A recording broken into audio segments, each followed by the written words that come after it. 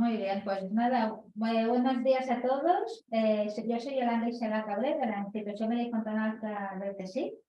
Quiero dar a todo el mundo la bienvenida y digamos por esta actividad que hoy va a tener lugar, que consiste en la presentación de dos libros que han tenido lugar dentro del marco del proyecto Afroiberia, que es el proyecto Africanos y Magrebíes en la península ibérica, que he tenido en el marco del CSIC con un equipo muy grande, parte de los cuales pues, está hoy presente físicamente o online. Y bueno, para nosotros, para todos, la verdad es que esto ha sido una alegría poder organizar esta actividad junto con el grupo DIVERS, que es el Diversidades Emergentes en África, en el Islam y en Europa, que estamos aquí Araceli González Vázquez, que está también Itziar Colea y está Iñaki Tocino. Entonces, un poco la idea es presentar los dos libros. Antes de nada, yo voy a hacer un agradecimiento, quiero hacer un agradecimiento muy sentido a todas las personas que han participado en el trabajo, porque esto es un reto colectivo. Y además también al hecho de que ha sido Bellaterra, el Centro de Bellaterra, que nos ha sacado los dos libros, ha sacado el de Afroiberia y el de Africanas en África y Europa. Tanto José Luis Ponce, que ya se acaba de jubilar, junto con Alex Winkel, que es quien ha retomado, digamos, lo que es la editorial. También quería disculpar a personas que no han podido estar hoy aquí, que me han dicho, por favor, que querían dejar la constancia, ¿no? José Antonio González Alcantú, que forma parte del libro de Afroiberia, que tiene otra actividad hoy, un congreso. También José María Perceval, que tenía otro congreso, pues son personas muy conocidas y muy solicitadas. Asimismo, José María Persa, que al final no se puede conectar, él esta mañana, que estaba anunciado y nos mantiene sus disculpas, ¿no? Y asimismo, pues quería dar las gracias a también que están a Ana Lucia Sá, Nuria Fernández, que no ha podido estar aún, pero que estará. Ya que está, aquí están ya Jessica. Sí, pero Nuria no se ha podido conectar, pero yo quería mencionarlo junto con Itziar Colea, porque somos un equipo muy grande que nos hemos movido a diversos niveles, y con Itziar Colea, pero Ana Lucia Sá, pues estamos en proceso de evaluación de un Specialization de Ethnic and Racial Studies bastante grande, que somos 11 o 12 artículos, y que por tanto digamos que, o sea, que es una fiesta, ¿no? Porque realmente nos encontramos todos, parte de nosotros, en diferentes actividades, aunque el motivo sea dos libros. Sobre cómo nos hemos organizado en este acto, la idea es que yo voy a presentar brevemente a todos los participantes del acto de hoy, mencionando cuestiones curriculares más relevantes, y después en el orden en el que aparecemos en el listado, en el cartel, vamos a hablar todos, o sea, en la lista de nombres, vamos a hablar todos entre 5 y 7 minutos, y nos vamos a distribuir la mitad, bueno, más de la mitad en el libro de Afroiberia 1850-1975, y dos personas específicamente, Adelaida Caballero y Alba Valenciano, que han sido tan amables que se han dejado aquí atracar las dos para hacer algún comentario también sobre las africanas en África y Europa, aprovechando que Adelaida Caballero ha venido ayer y nos impartió una conferencia en la Miley Fontanals. Entonces, espero igual que al final tengamos tiempo para debatir un poco entre nosotros. Sobre los CVs de los participantes, también por la orden, los presento por el orden en que están expuestos las intervenciones. Quiero empezar con Elisa Rizo. Elisa Rizo, que es coordinadora de este libro, de este volumen de Afroiberia 1850-1975. Ella es Associate Professor of Spanish en Iowa State University, en el Department of World Languages and Cultures, y también es Affiliate Faculty en African and African American Studies Program, ¿no? Ella tiene un recorrido muy importante en temas de Cultural Studies y literatura comparada. Es además tiene unos trabajos, yo creo que especialmente que inciden en cuestiones como triangular el pensamiento, ¿no? La literatura a partir de África, América, Europa, Latinoamérica, que yo creo que esas triangulaciones, Pepe Cardo que nos acompaña aquí, que es un investigador científico muy reconocido que está en Camila y Fontanals, que él trabaja y hace esas triangulaciones a partir de temas de medicina y historia de la ciencia, y México, que es uno de esos campos de experiencia y tal, ¿no? Entonces, bueno, yo creo que las personas que son capaces de articular diferentes continentes siempre pues, nos enriquecen mucho, ¿no? Elisa además que es una gran amiga y yo le debo, bueno, pues le debo muchas veces el aliento de tirar adelante, y después creo que también es una de las patas dentro del Grupo Diverse, igual que Pepe Pardo, la ciencia tiene sus conexiones con diferentes países. En el Grupo Diverse, y Araceli lo sabe, nosotros hemos establecido vínculos con diferentes universidades de la Midwest, que son Iowa State University, Illinois University y Missouri University, ¿no? Serían nuestros potenciales intereses como grupo, ¿no? Si por ejemplo en un momento determinado, pues como un ejemplo, ¿no? Iñaki Tocino pide una Fulbright, hombre, son digamos los espacios que nos interesa continuar y reforzar, digamos, estos lazos que desde el 2028 hemos ido construyendo, ¿no? Bueno, entonces, por tanto, eso para decir que porque es importante que Elisa Rico esté hoy con nosotros, ¿no?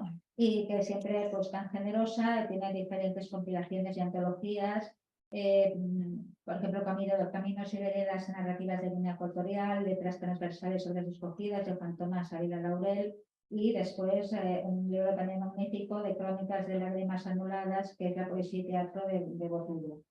O sea que bueno, realmente es una experta, así que muchas gracias por estar aquí hoy. Después también quería hablar de Mar García. Mar García es otro de los pilares de Asidos de I+D. Ella es profesora titular de la Facultad de Filosofía y Letras en la Universidad Autónoma de Barcelona. También es una mujer que maneja muy bien todo lo que es la literatura francófona, pero también la española, la hispana, perdón, ¿no? La literatura en África en lengua española.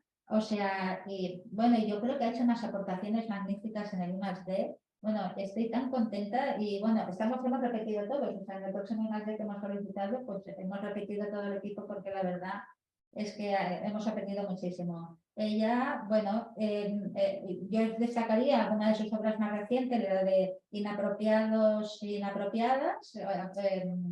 Lo tengo por aquí el título correcto, pero bueno, que son voces africanas, ¿no? De cómo ellas se desenvuelven, pero bueno, tiene libros en la catarata, ha dirigido proyectos, o sea que en este caso, bueno, yo creo que ha sido una aportación clave poder contar con ella, ¿no? Voy rápido porque si no sale todo el rato presentando, ¿no? Después quería también hablar de Jessica Falconi.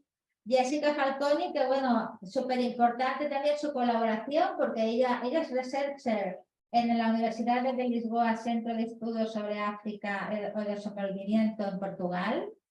Bueno, la verdad es que fue Ana Lucia, que siempre es una luz en el horizonte, que dijo, tenemos que integrar, mira, hemos de hablar con Jessica.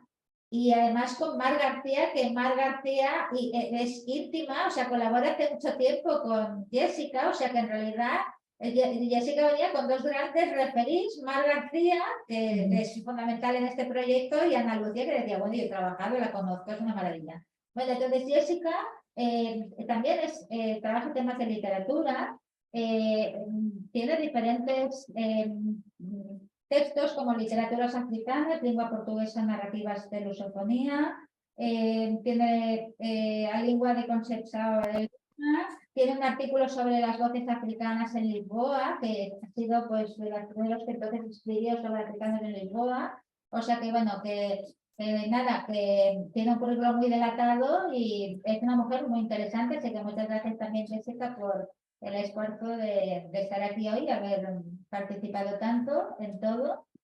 Después también quería, bueno, José María no lo presentaré, él está en Lakeland University, se mueve mucho en Estados Unidos, o sea, hasta hace 2 días estaba en otra universidad y ahora, como veis, que ahora está en Lakeland, pero está muy contento, pero no podía asistir de todas maneras.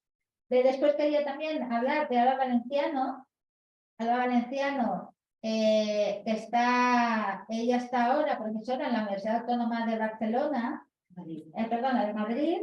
Sí, sí, Madrid, porque es ir y volver cada excursión pobrecilla con un niño de 2 años y medio, así vienes todas las semanas, ¿no? Bueno, Alba nos conocemos, ayer hablábamos cuando hacíamos la presentación del trabajo de Adelaida Caballero, de, pues yo creo, 2006, 2007, que empezaste, o sea, que además era muy injusta porque estaba hablando de las mujeres que estábamos haciendo trabajo en Guinea Ecuatorial y hablaban nosotras dos, y estas, hasta Virginia Pons y Julia Fernández, que ellas empezaron 3 años antes. Así que bueno, sí, pero bueno, también que somos el grupito, ¿no? De las que llevamos 1000 años.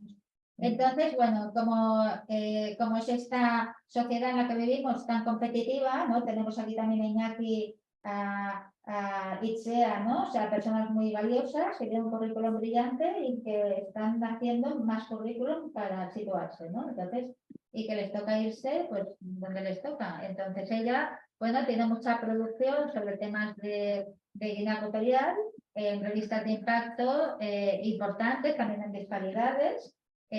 Proyectos, ha estado vinculada en universidades inglesas, universidades alemanas, ahora está preparando un especialista para Cultural History Digital Journal, que ya está aprobado, o sea que bueno, estamos muy contentos de poder contar contigo hoy.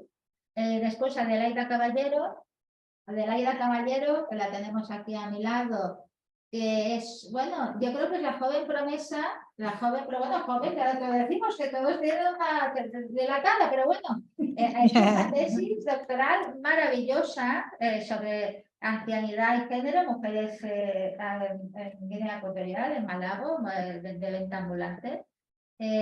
Para nosotros el Uppsala University ha sido un placer poder que viniera aquí, porque además no se la conoce mucho. Bueno, te has movido entre África y Suecia, pero no en otros lugares, ¿no? Entonces, estamos muy contentos de haber podido contar hoy con que vengas. Ella es editora, es escritora también, su tesis es de antropología. Y bueno, está ya publicada, están abiertas, acceso abierto, Short Changes, Elderly Woman Street Vendors in Malabo, que si queréis tengo un ejemplar en mi despacho. Y bueno, y ya por último, Iñaki, Iñaki se nos acaba de incorporar, la última incorporación del grupo Divers. ¿Puedes esperar? Sí, yo. Va. Hola, Por dos cal. Entonces, bueno, ya que es la última incorporación en el grupo Divers, porque él entró en enero y bueno, estamos muy contentos. Él tiene una tesis doctoral de literatura comparada, que además tiene un currículum sorprendente porque tiene un trabajo en 2003, yo creo que fue 2003, sobre orientalismo, que yo creo que fue muy capdavantero en catalán, o sea, abrió muchas perspectivas que entonces nadie se planteaba las cosas como son en este país. Y entonces, sin embargo, de 2003, con aquel artículo super impacto, como súper citado, se doctoró el año pasado, o hace 2 años, ¿no? Entonces, además, todo es muy ajetreado porque el año pasado debería haber podido ser Juan de la Cierva, falló el departamento que tenía que firmar y afortunadamente este año nosotros Araceli, está aquí Araceli, estamos muy contentos de que está con nosotros, ¿no? Entonces, también tiene ahora un libro, el Delirio Colonial, de Bellaterra, en la misma colección que hemos sacado nosotros los nuestros, que recomendamos mucho y bueno, o sea que por tanto, bueno, no cito a Ikea porque no hablamos hoy de Ethnic Research Studies, pero cuando lo presentemos también hablaremos de otras personas, ¿no? Pero bueno, que creo que es un equipazo, ¿no? O sea que con esta gente tan valiosa, pues ha salido un trabajo, hemos hecho varios trabajos magníficos. Entonces yo ya me callo, paso la palabra a Elisa y entonces tenemos unos 5 minutos cada uno, si os parece. Muy bien, pues hola a todas, todo el mundo me escucha bien. Le pido a Yolanda que se haga cargo del chat mientras yo estoy en esto y de que dejes entrar a la gente que quiera entrar, por favor. Y entonces, pues mi artículo se titula más o menos, a ver, recuerda, Sí, perdón. No. Sí, mi artículo, sí, aquí está. No, es que no, que bueno, que tengo varios sobre un tema relacionado, así que bueno. Leandro Embomio y las trampas de la materia reservada. En este capítulo del libro, trato de responder al llamado que hace el concepto de Afroiberia, que en sí es un ejercicio para incluir la experiencia, presencia y agencia africana, tanto la subsahariana como la magrebí, en el discurso historiográfico y cultural de lo español, lo portugués y, por supuesto, el regionalismo ibérico durante la era que abarca el libro. Crear estos parámetros es un ejercicio absolutamente necesario para poder dar cuenta de la continuidad que existe entre los siglos XVI a XVIII, que es cuando se ha desarrollado, son los años en los que se ha desarrollado más la Inquisición sobre este tema de la presencia africana. Existe allí una laguna que es la que aborda este libro, que son años no solamente en los que se vio la revolución industrial, la expansión de ideas darwinistas adaptadas a los discursos sociales, por el racismo, sino también para España concretamente fue un periodo de reposicionamiento no solamente dentro de la política europea, sino también del mundo, tras la guerra civil y con el franquismo y el interés y necesidad del franquismo de reposicionarse con respecto a otros países durante la Guerra Fría. Así que tenemos allí que en el estudio que he presentado para este libro, tomo en cuenta esas otras megaestructuras que condicionaron lo que sucedió con respecto a este señor llamado Leandro Mbomio, quien es un político guineo-ecuatoriano o ecuatoguineano o de Guinea Ecuatorial, como ustedes quieran, que empezó su carrera política dentro del franquismo español. Y se le conoce como escultor, ¿sí? Él regresa a Guinea Ecuatorial cuando cae la dictadura de Macías y entra a trabajar en el gabinete de Teodoro Obiang. Así que lo que pasa con esta figura que es muy importante para entender el discurso identitario hispano-bantú propuesto precisamente por él, es que él era un agente que conectaba los intereses del franquismo con los intereses y las negociaciones con el franquismo por parte de Teodoro Obiang. De manera que tenemos esa relación muy importante. Él llegó a España para estudiar cuando tenía 22 años, fue acogido por las instituciones culturales del franquismo, fue apadrinado por Carlos Arián, por entonces director del Museo de Arte Contemporáneo y alto funcionario por entonces del régimen tardofranquista, tanto en el Ministerio de Exteriores como en el Ministerio de Información y Cultura, que estos eran los brazos tanto de la diplomacia cultural como de el hispanismo. Es decir, en estas dos agencias, o bueno, ministerios, allí es donde se cocinaba el discurso de conexión con América Latina y las Filipinas. Y Carlos Arián también tiene trabajo hecho sobre el hispanismo en las Filipinas. Así que esto es muy importante de entender en términos del posicionamiento de Leandro Mbomio.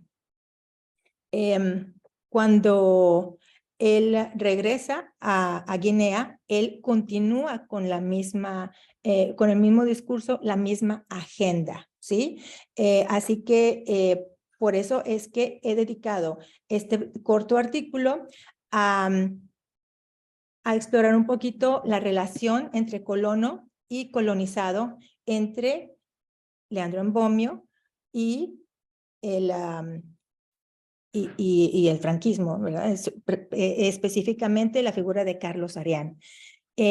Así que lo que hago es bastante sencillo. Que me tomó mucho tiempo encontrar todas las cosas sobre él porque hay bastantes cosas escondidas, pero analicé un artículo suyo llamado El arte de la negritud y su contribución a la cultura, publicado en la Estafeta Literaria, que en sí era un brazo de propaganda del franquismo durante la última etapa, sobre todo, y allí se pone de manifiesto la lógica cultural que sustentaba su mensaje sobre la identidad africana. Y lo más importante, y por lo que da razón al título de las trampas de la materia reservada, es que Leandro Embomio fue la cara de Guinea Ecuatorial durante este bloqueo de información sobre Guinea. Él era Guinea. Él aparecía en la televisión, él publicaba en la Estafeta, él publicaba en El País, publicaba en La Vanguardia, es decir, que se le daba el micrófono, porque él tenía un discurso que compaginaba muy bien con el franquismo. Así que hay dos conceptos que utilizo, son muy clásicos para guiar este breve análisis, que es el concepto de la neurosis colonial propuesta por Frantz Fanon en Las pieles negras y máscaras blancas, y el mimetismo inherente al discurso colonial señalado por el famoso Homi Bhabha.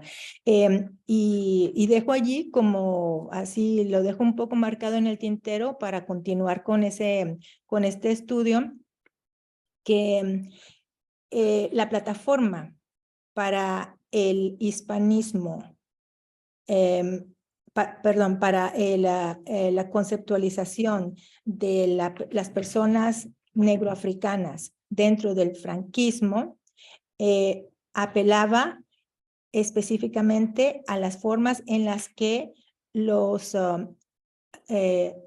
africanos esclavizados en las Américas eran tratados, ¿sí? Así que allí hay una continuidad que, o sea, siempre se habla de las castas y de los indígenas y eso, pero no, esto es muy específico, es la negritud en el imaginario del hispanismo. Así que de eso se trata mi artículo, léanlo.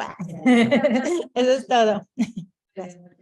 Gracias. ¿Quieres añadir alguna cosa más? Pasamos a... No, que solamente que muchas gracias y luego ya hablaremos al final. Ya se acabaron mis 5 minutos, estoy segura. Sí. Muy bien, pues muchísimas gracias, Elisa. Vamos a pasar ahora a Mar García para que nos hable. Ha hecho un capítulo delicioso. Háblanos de él porque yo creo que va a ser muy citado. No había nada escrito. Cuéntanos más. Bueno, primero muchas gracias por darme la oportunidad de estar en este proyecto y en este libro, porque bueno, me ha permitido salir de la literatura y eso ha sido muy enriquecedor, y no solo por una cuestión de disciplina, sino por una cuestión de mirada. Bien, la idea de trabajar sobre los boxeadores negros, pues surgió como contribución al proyecto, puesto que en un primer momento trabajaba sobre los artistas y después, bueno, pues lo ampliamos a los deportistas. Se trata de, de un artículo, de un trabajo que no es ni muchísimo menos acabado, es decir, falta mucho por hacer, pero sí que es una primera aproximación. Y interesado nunca lo más mínimo, no me gusta, me parece horrible, pero haciendo este artículo me ha ayudado muchísimo porque he aprendido realmente por qué le apasionaba tanto a la gente en aquella época, y si sigue sin gustarme, he aprendido a valorarlo mucho como un elemento de promoción social para personas que tenían cerrados otros caminos. Además, lo que motivó, digamos, la preparación de este artículo fue lo siguiente. Dada mi formación, bueno, francófona, etcétera, hay un episodio muy conocido del que se ha hecho una película que se llama Cravan contra Cravan, de 2002, de Isaac y la Cuesta, que comenta bueno, pues el combate que hubo entre Arthur Cravan, que era un poeta que bueno, estaba emparentado con Oscar Wilde y que era un poeta dadaísta, que como dadaísta boxeaba y recitaba poesía a la vez, con gran violencia, y en fin, era un personaje que ha sido muy, digamos, mitificado por las vanguardias y sobre todo por la catalana. Porque es verdad que hubo un combate en 1916 entre Arthur Cravan y Jack Johnson, que era el campeón mundial afroamericano de la época. Y lo que más me llamó la atención, fue por eso por lo que decidí trabajar sobre esto, fue que sistemáticamente, tanto en la película de Isaac y la Cuesta, que en general es alguien amplio de miras, pues como en el resto de contribuciones que se han hecho, obras de teatro, etcétera, se magnifica la figura de Cravan, pero en cambio la del boxeador, la de Jack Johnson, recibe un tratamiento que es el mismo que recibía en la prensa de la época, un gigante, cuerpo, músculo. Y entonces me ha parecido interesante en estos tiempos de crítica contra el llamado wokismo, que se ha convertido en el enemigo número uno del conocimiento, totalmente deformado y desfigurado.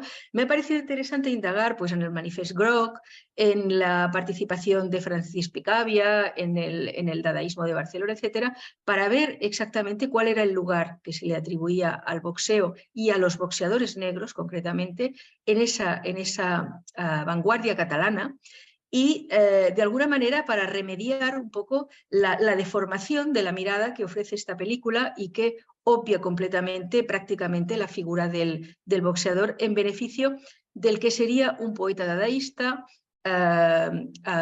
subversivo. Es decir, lo que me parece interesante es que, digamos que los que critican el wokismo, la versión deformada que proponen del wokismo, y abanderan causas como las vanguardias artísticas en Cataluña, el anarquismo en la época, etcétera, etcétera, están repitiendo, en lo que se refiere al tratamiento de las boxeadores y de los deportistas y de las personas negras que tuvieron algún lugar en la escena pública, están repitiendo el mismo escenario, la misma puesta en escena que la prensa racista de la época. Con lo cual, me ha permitido este trabajo, y espero poder continuar en ello, preguntarme sobre la fácil distinción que hacemos entre ciertas ideologías, derechas, izquierdas, etcétera, y darme cuenta de que en realidad a la hora de tratar cuestiones raciales, pues resulta que todas convergen hacia un mismo punto ciego, ¿no? Que es la desaparición o la no tener en cuenta a estas personas. Y bueno, yo básicamente querría decir eso, no querría acabar sin decir que, aunque no tenga relación directa con el artículo, pues esperamos ya el viernes por fin inaugurar la exposición de mujeres fernandinas Crió en Barcelona, que por fin, en fin, se han, digamos, dado ya todas las circunstancias para poder estrenarla, inaugurarla, y que estoy muy contenta por ello. Y muchas gracias.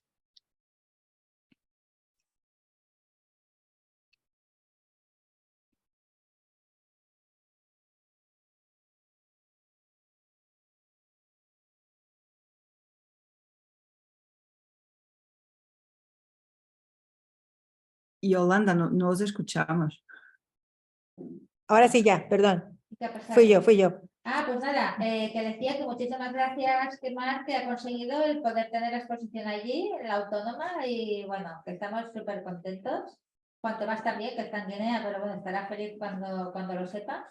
Y nada, vamos a dar paso entonces a escuchar a Jessica Falconi, que además yo creo que todos hemos ido avanzando en nuestro conocimiento, porque ella primero prepara el artículo del Ethnic and Racial Studies y se da cuenta todo lo que le queda en el tintero. Y entonces tiene que volver al tema, enfocarlo de otra manera para continuar, ¿no? Entonces, bueno, vamos a escuchar a Jessica también hablar sobre su capítulo. Gracias. Eu vou falar em português, vou falar devagar para ser entendida. Muito obrigada pela oportunidade de participar no projeto e neste encontro. Para mim também foi uma oportunidade para repensar alguns materiais que já tinha trabalhado, repensá-los a partir de outra perspectiva e, sobretudo, conectá-los com debates muito atuais que se estão a travar agora na academia em Portugal.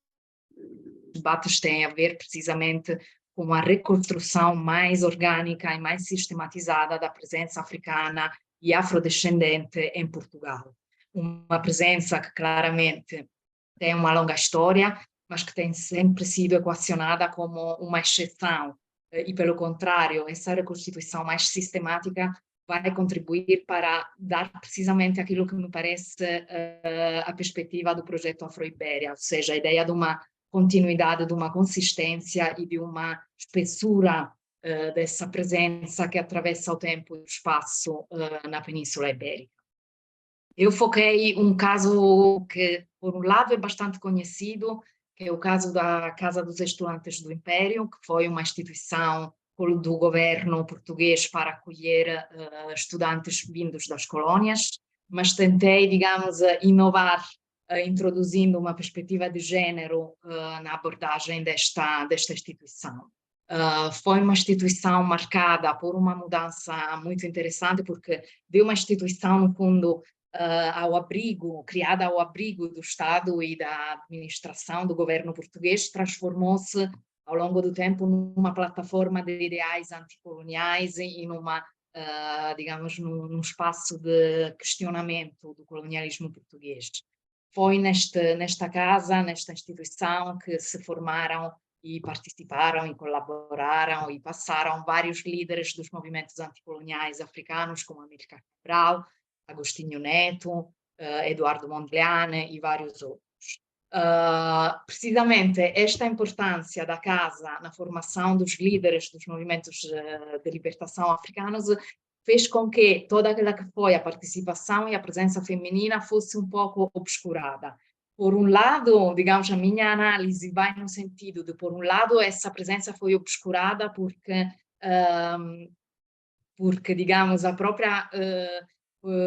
o próprio papel da mulher em Portugal era regulado e condicionado pela ideologia colonial, digamos, da atuação das mulheres na sociedade. Por outro lado, houve uma dupla, digamos assim, um duplo silenciamento e subalternização desta participação, precisamente porque as narrativas e as memórias masculinas tomaram conta, digamos, da narrativa principal à volta da casa. E, portanto, tentei desconstruir esse silêncio, preencher um pouco este vazio. Abordei várias contribuições de mulheres africanas naquela que foi a publicação oficial da Casa dos Estudantes do Império, que se chama a revista Mensagem. Quando falamos de mulheres africanas, também é preciso ter uma perspectiva interseccional, no sentido de que havia diferentes origens sociais, raciais, étnicas, que influenciaram também os posicionamentos destas mulheres, e de facto eu abordei alguns textos de africanas brancas, de africanas negras, de africanas mestiças, e digamos, esta diferenciação é fundamental também para perceber os vários posicionamentos, nem sempre homogéneos, destas mulheres frente à questão colonial. Outro aspecto que também tentei inovar na abordagem da Casa dos Estudantes do Império é também a produção de autoria masculina sobre as mulheres, e é interessante, reli à luz desta um poema, por exemplo, de Amílcar Cabral, que é sobejamente conhecido como uma das figuras que mais investiram na emancipação das mulheres e na participação ativa das mulheres na luta, mas os primeiros poemas dos finais dos anos 40 revelam ainda uma visão um pouco, digamos, sexualizada da mulher africana, um pouco exotizada da mulher africana. Portanto, pode-se ver aí também um percurso de descolonização mental e cultural que esses líderes dos movimentos africanos tiveram que fazer em relação também, sobretudo, à questão do género. Portanto, digamos, tentei mover-me nestas duas vertentes, ou seja, textos de autoria feminina foram Também muito interessante, foi também muito interessante. A ver, ya te hemos perdido. Jessica, vamos a hacer una pausa. Jessica, quizás sea bueno que apagues tu video porque creo que así se fortalecerá más la conexión. Bueno, le hemos perdido. Entonces, si acaso te parece, pasamos. Podemos pasar y luego Sí, si ella guarden. quiere mirarlo, Sí. después volvemos, Ya, ¿no? sí, ¿Te y parece? también si alguien tiene preguntas sobre final, lo de ella, lo vemos al final. Vale. Ya. Entonces, si os parece, perdón. bueno, yo creo que como que todos los dos libros hablan de lo mismo, estamos hablando de cosas de lo mismo. Entonces, yo seguiría con la orden del cartel, me da igual con el libro que del otro, ¿no? Por ejemplo, veremos a Fray Iberia, tú y yo, que quedaremos tú y yo al final. Entonces, ahora pasaríamos la palabra a Alba Valenciano. No, háganlo ustedes, háganlo ustedes. ¿Hacemos eso? Pues venga, Sí. va. Vale. Venga, pues ya que tú, después yo. Vale. Hacemos a vosotros. Hola, ¿me veis y se me oye? Sí, vale. Está con el otro audio. Sí, Sí. se supone que se me oye. Vale. Sí ok. pueden oír todos, ¿verdad? No, ¿Pueden oír a es Iñaki? Que si no, Ok. estás hablando de pared. Ujú. Pues nada, mi artículo se titula Salir. Ya llegó Jessica. Vale. Se titula Salir o no salir en la foto, y en realidad lo que me interesaba era el tema de la representación. Entonces los tríos fernandinos son interesantes porque de alguna manera cuestionan dos, Eu peço desculpa. cuestionan dos representaciones. Una es la aculturación hispana, porque en la prensa de la época se les presenta de alguna manera como fruto de la colonización española, cuando en realidad eso no es cierto, porque es gente que venía de una tradición británica, de toda la tradición británica de la fundación de Clarence City, luego Santa Isabel y luego Malabo. Es decir, hay toda una tradición británica y protestante, además, en Guinea, que de alguna manera queda como muy escondida o muy, digamos, tapada por la posterior colonización española. Y esta gente que se les presenta como fruto de la colonización y de la intervención española, cuando eso en realidad no es verdad. Entonces, por un lado, problematizar eso. Y por otro lado, también me parecían muy interesantes porque de alguna manera sirven para problematizar las visiones o las representaciones de lo que es la blanquitud y la negritud, porque de alguna manera no acaban de encajar en la foto. Por eso decía lo de salir o no salir en la foto, porque desde digamos, una visión simplista del mundo colonial, pues tienes el blanco, el europeo, aculturado, civilizado, entre todas comillas, del mundo, y después tienes a la población africana, que se supone que es la que está a falta de cultura y de civilización. Y en cambio esta gente no encaja en esa foto, y lo que permiten, creo, es problematizar esas visiones, y además añaden un componente interesante que es el componente de clase social. Si añades a estas intersecciones de raza y género el componente de clase, te das cuenta de que es una gente africana, negra, pero de clase social elevada, porque tienen, en su momento controlan, así en terminología marxista, los medios de producción, es decir, controlan muchas plantaciones, lo que les convierte, digamos, a la par con las élites coloniales que también controlan algunas plantaciones, y que luego es lo que ha estudiado Yolanda en su libro, que es ese intercambio, esa interseccionalidad entre clases sociales, gente de un determinado nivel social más allá del color de su piel, ¿no? Entonces, bueno, me parecía interesante eso, por un lado, porque sirven para cuestionar el discurso hegemónico español de las virtudes del colonialismo, porque en realidad vienen de otra tradición colonial, y por el otro lado porque se les puede ver problematizando nociones de etnia, integrando el tema de la clase social, y entonces, bueno, pues generan una representación que es diferente de las representaciones más simplistas en blanco y negro, digamos, que se suelen utilizar. Y nada, pues eso es lo que he intentado hacer. Pues nada, muchísimas gracias.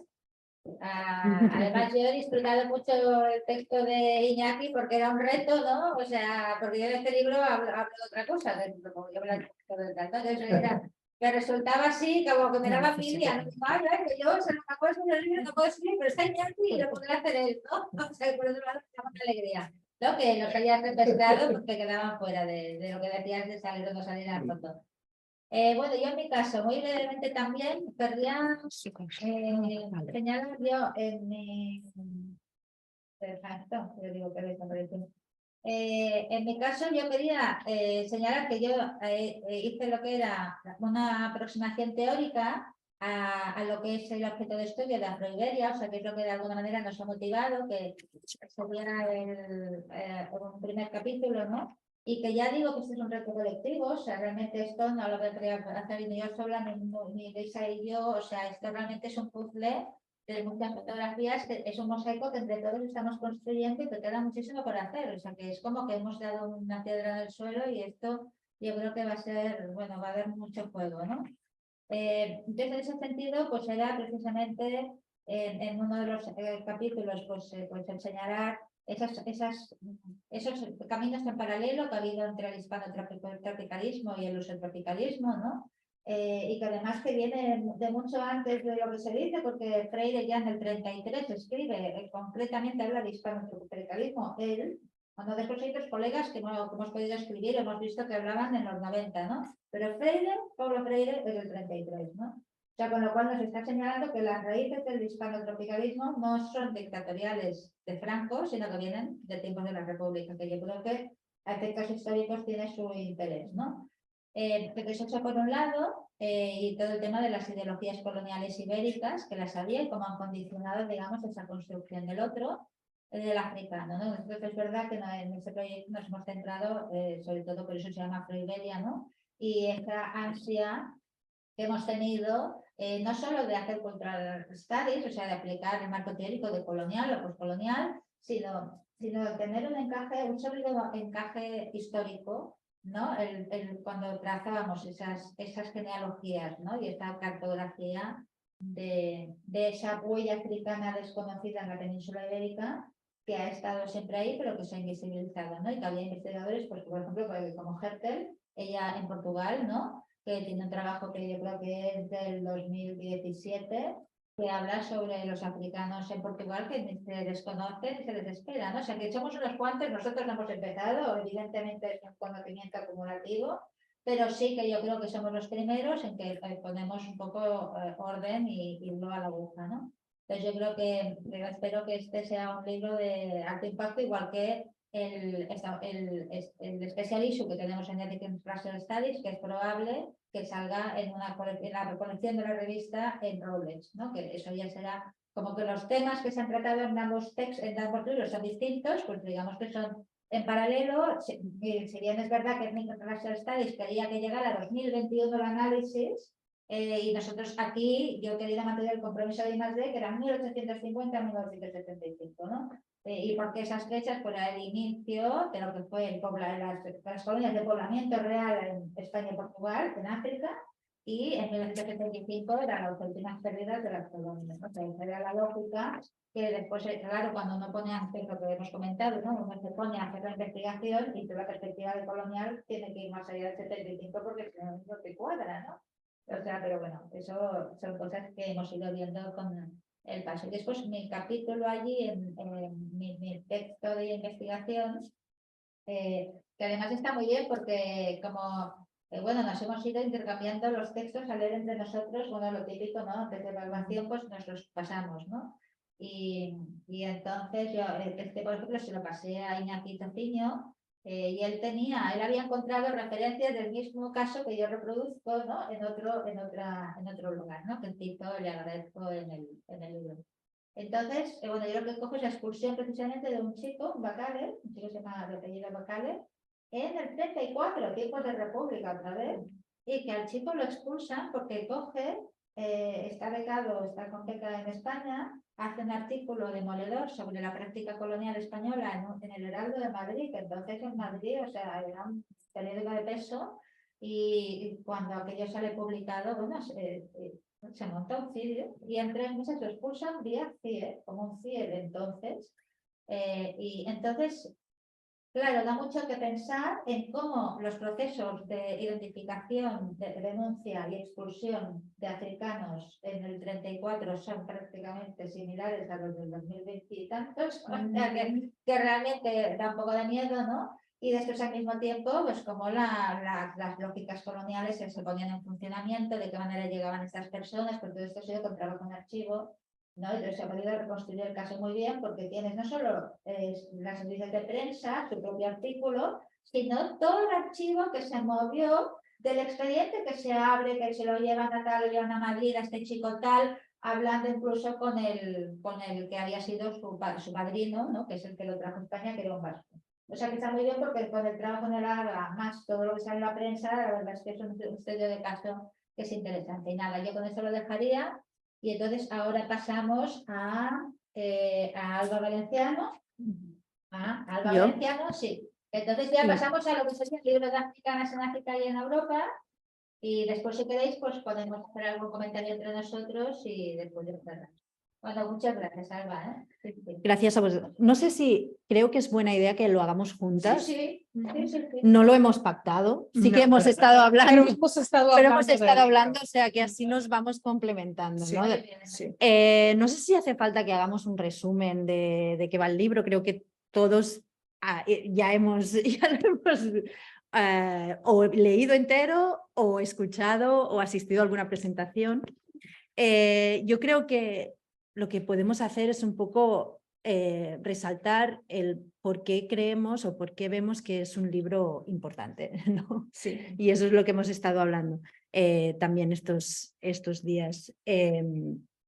Yo creo que precisamente para nosotras que estamos iniciando, en mi caso, iniciando nuestra carrera postdoctoral sobre temas de Guinea, es un libro fundamental que nos abre muchos caminos, ¿no? Y que también es como el resultado de caminos abiertos que ya se estaban abriendo de los 90, pero que no se habían acabado de consolidar, ¿no? Y de hecho hablábamos también de que identificábamos y seguimos identificando un androcentrismo brutal en todos los estudios de Guinea, también una dependencia de las narrativas historiográficas franquistas y del tipo de documento en el cual se basan la mayoría de los estudios históricos. Y lo que hace Yolanda es, en primer lugar, decir, es posible desde el mismo archivo colonial escribir otra historia y hablar sobre otras personas, que no son el típico gobernador que sale en las fotografías de Bonelli subido en los brazos de los africanos, ¿no? O sea, hay otras protagonistas en este sentido que están presentes en el archivo y que es posible reconstruir sus historias. Y es muy importante también porque sobre la comunidad fernandina sí que es verdad que existían algunos artículos así generalistas, históricos, que ponían un poco las bases del posible análisis que se podía hacer de esta sociedad que estaba como en medio, ¿no? Es una élite colonial, pero es una élite colonial negra y muy conflictiva en el momento de asentamiento de la colonia y despliegue de la colonia española, justamente porque se está generando un régimen de apartheid racial en donde ellos no encajan, ¿no? Sí que había, pues estaban los trabajos de Martin Lin y de Clarence Smith, pero eso eran generalistas, no hablaban de las mujeres, y sin embargo, si tú circulabas por Malabo, viajabas, hablabas con la gente, te dabas cuenta de que las mujeres fernandinas eran unos personajes fundamentales en la sociedad del momento. Todo el mundo te hablaba y te sigue hablando de mujeres fernandinas influyentes y sin embargo no aparecen en prácticamente ningunos de los trabajos históricos que había habido hasta el momento. Entonces, no sé si... y eso nos abre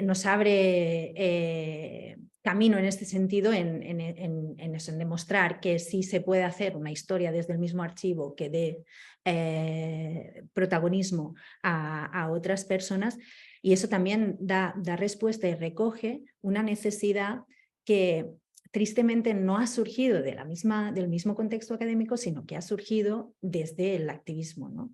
Y este libro se encaja perfectamente con todas las iniciativas tipo España Negra, que es este proyecto de Tania Adam, el boom del Afropean, y toda esta necesidad que hay de generar conocimiento histórico riguroso que ya se está produciendo desde otros contextos de denunciación y desde otros espacios. Entonces para mí, o sea, yo creo que para nosotras encaja en las necesidades de comunidades diaspóricas y necesidades también de los y las africanas, y la necesidad también académica de abrir a otros campos que tenemos aquí. A mí me gustaría resaltar la originalidad del trabajo.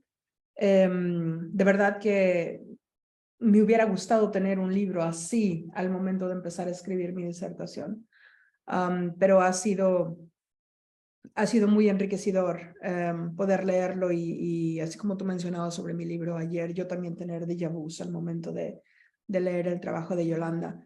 Dos de las cosas que quiero resaltar, además de la originalidad, es el rigor tanto teórico como metodológico.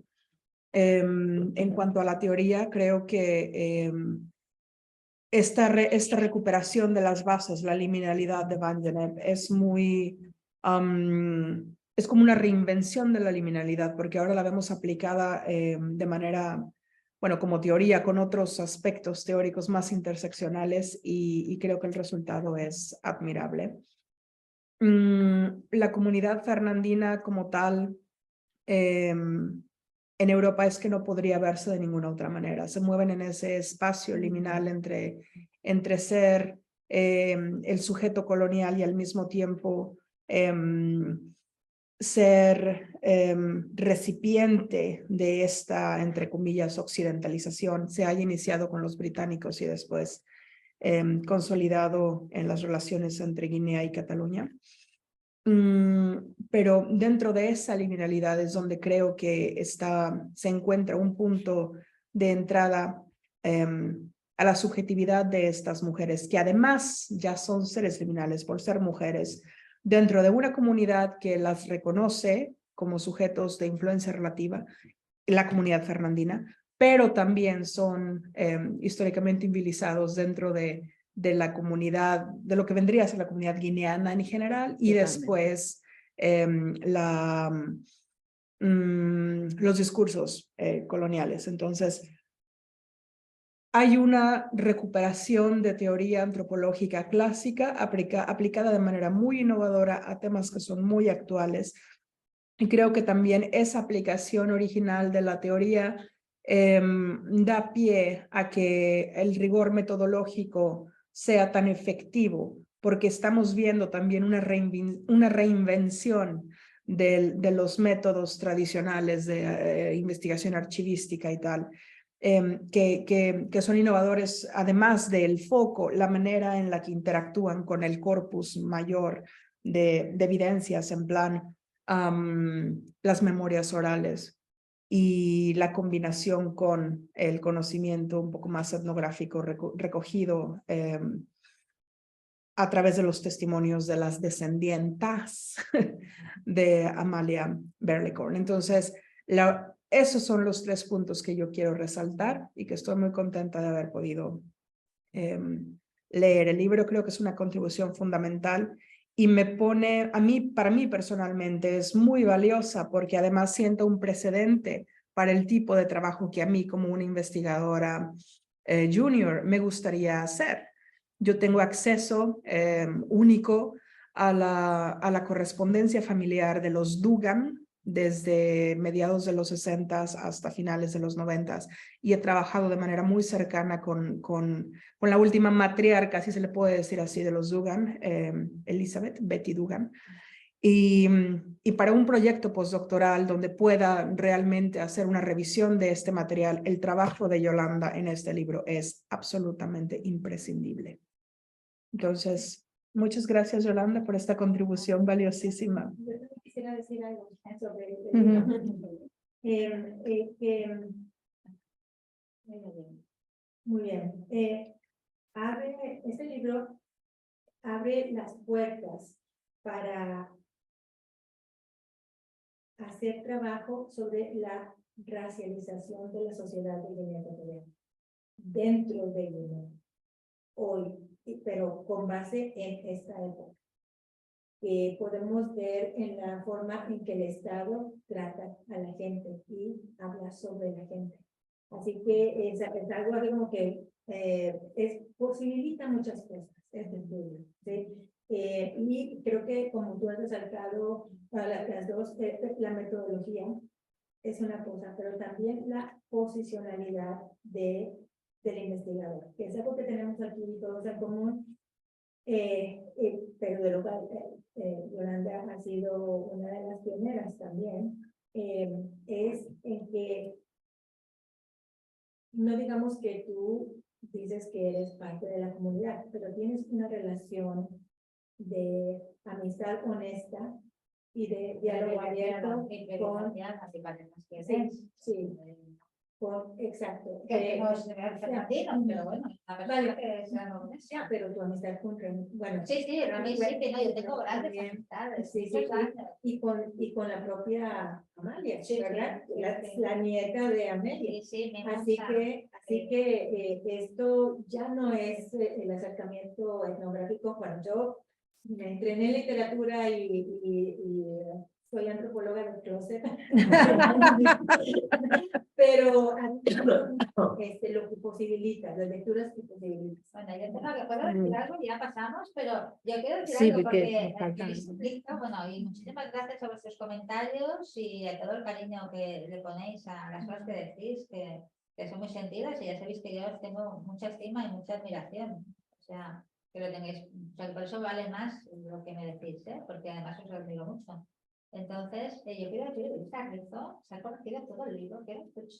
Mi nombre es ¿Y qué pasa? Que además fue fenomenal porque yo estaba en una estancia en Barcelona el año pasado y entonces estaba en mi casa. porque me quebré el pie y Yolanda llegaba a comida Ir a leerle el libro.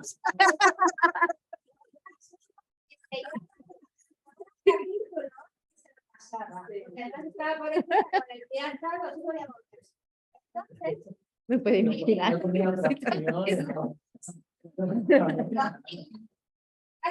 de Víctor, ¿no? Entonces era brutal porque yo acababa capítulo, se lo daba, ella lo leía y se lo ponía que lo escuchaba con estas cosas de los americanos, ¿no? Estas cosas. Y estaba El software de lectura. me pasaba los comentarios y yo los rehacía.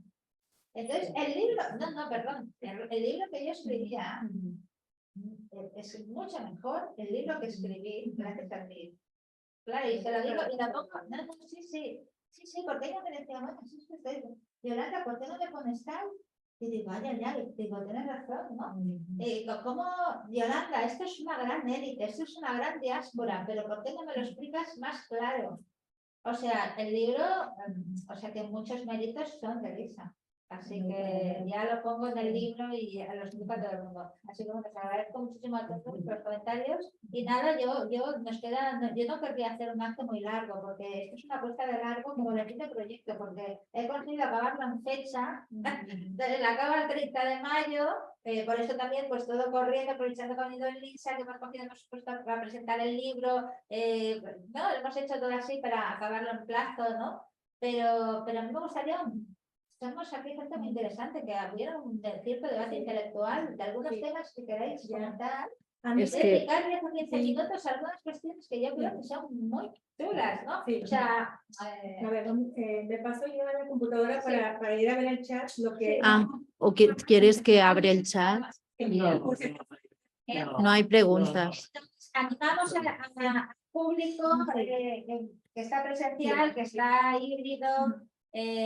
Bueno, aquí es que habéis venido todos, María Pilar, que van a hacer un esfuerzo también por el día, que ya no pudo venir a la tarde. Entonces, bueno, quien quiera hacer algún comentario y os animo entre vosotros, o sea, Sí, que nos claro que sí. disputamos porque la ciencia debe ser discutida. Yo no puedo pensar lo mismo que tú lo mismo que yo, ¿no?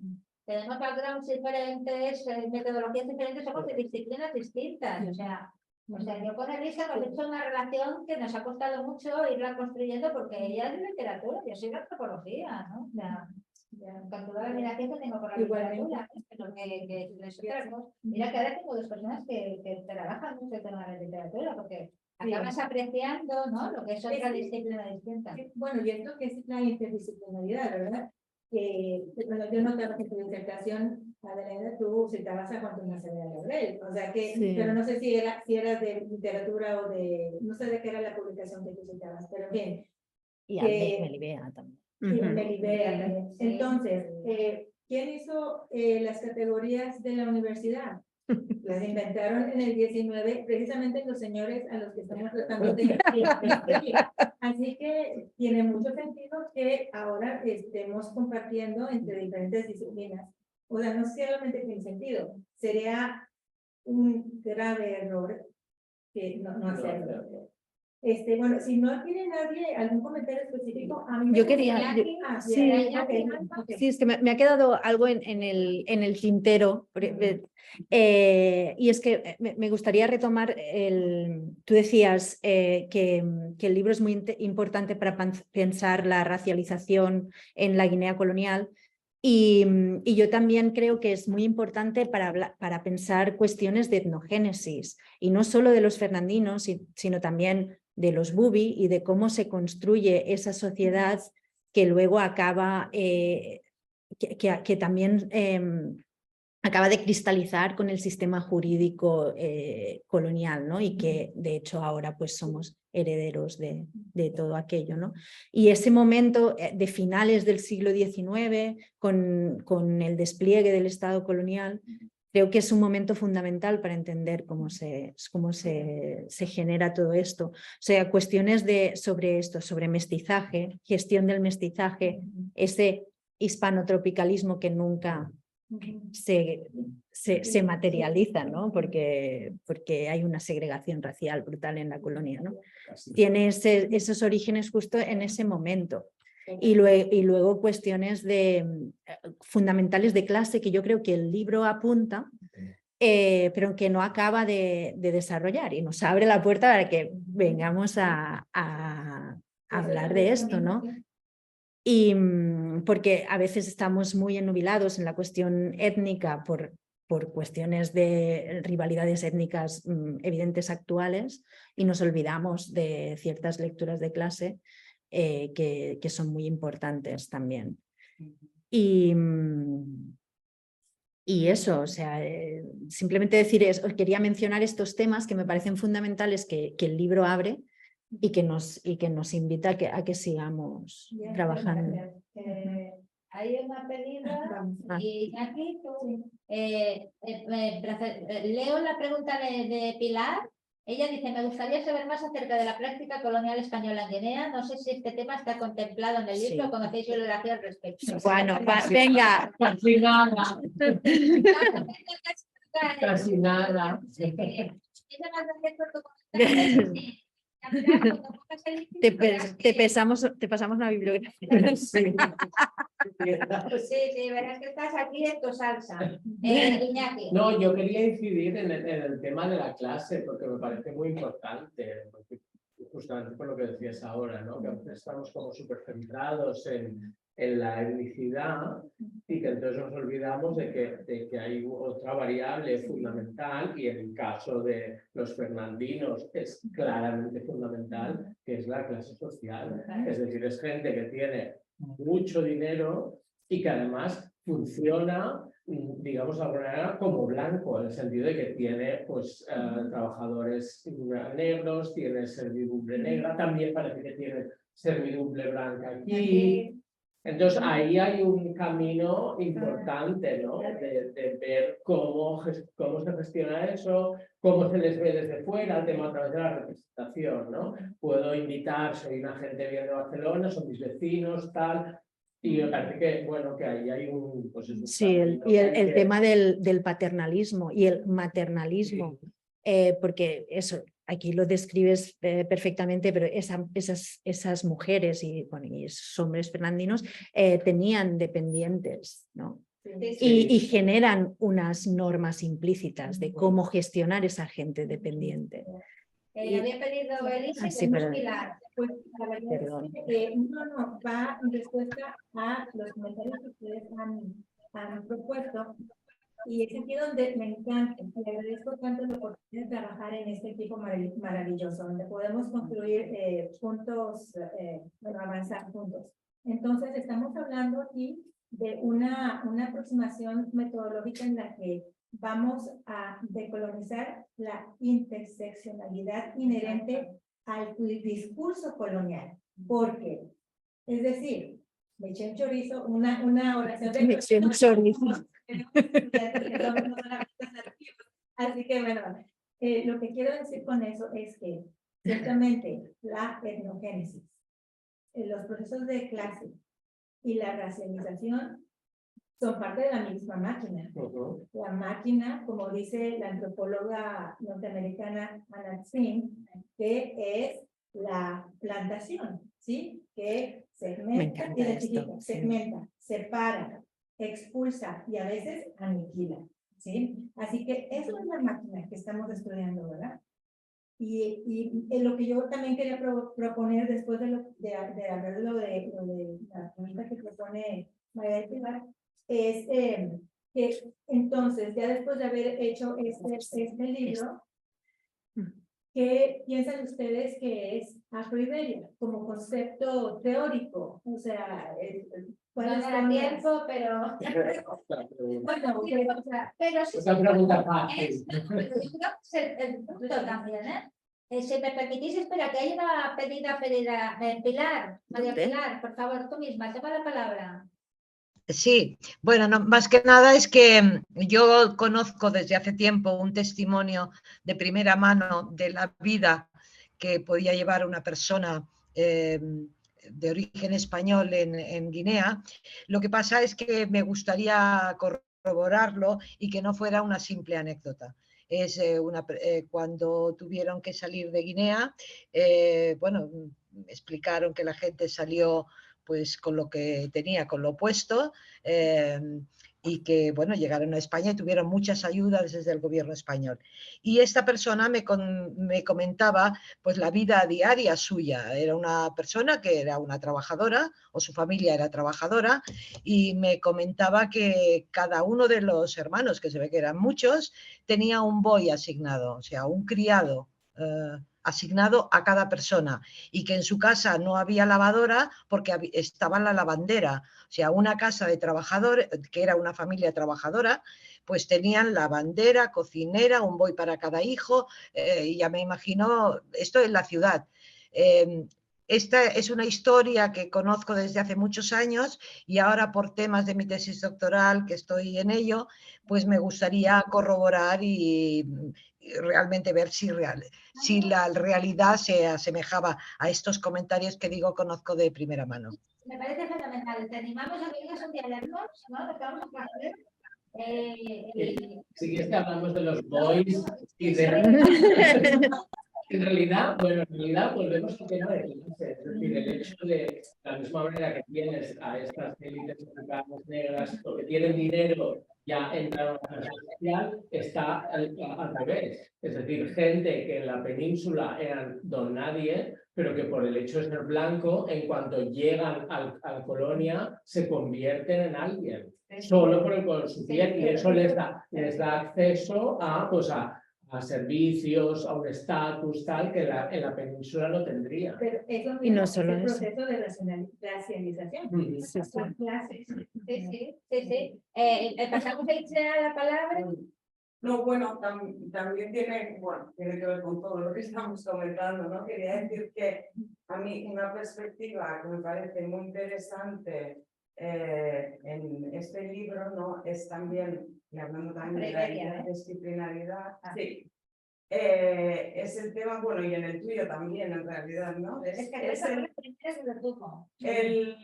La perspectiva como microhistórica, ¿no? En el sentido de que estas anécdotas no es que se puedan o no corroborar, es que las historias personales o estos casos micro, ¿no? De esta del Bacal del que hablabas, en fin, de los boxeadores, nos hablan de casos en los que podemos ver esa complejidad del sistema y de la maquinaria para poder ver todas estas intersecciones, ¿no? Y responder a las preguntas macro que a veces pues, nos alientan estos activismos, ¿no?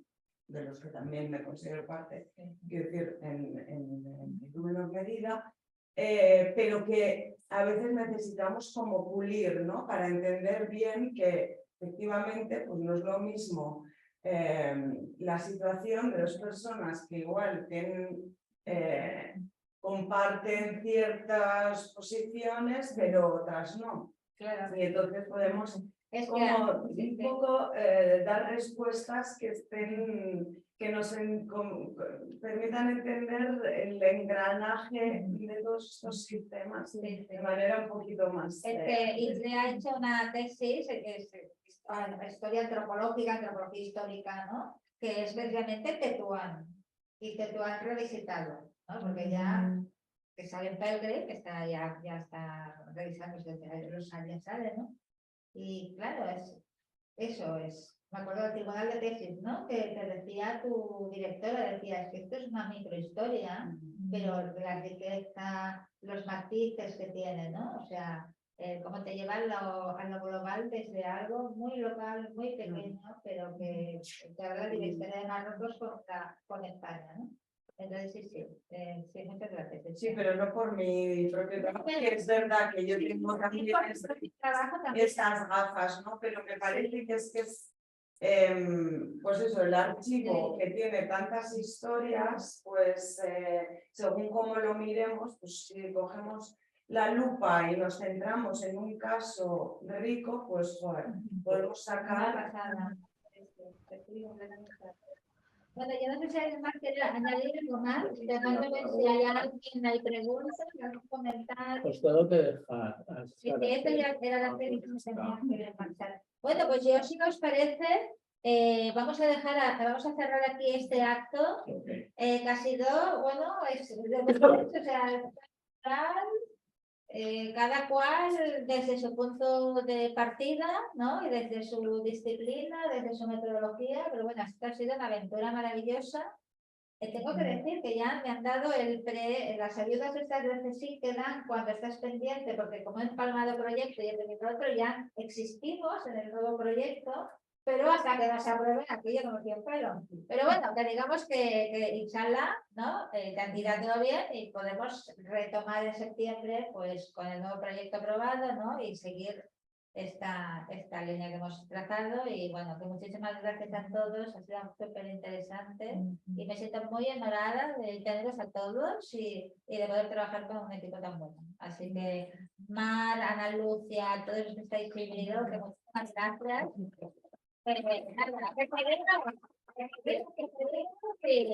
Y continuará.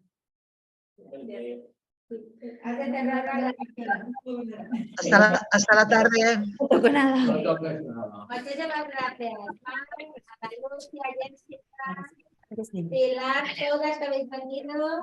Nos vemos pronto. Adiós. Muy bien, pues muchas gracias. Mira, otro más. ¿Cómo llegaste? Maravilla. Ya, En general, así.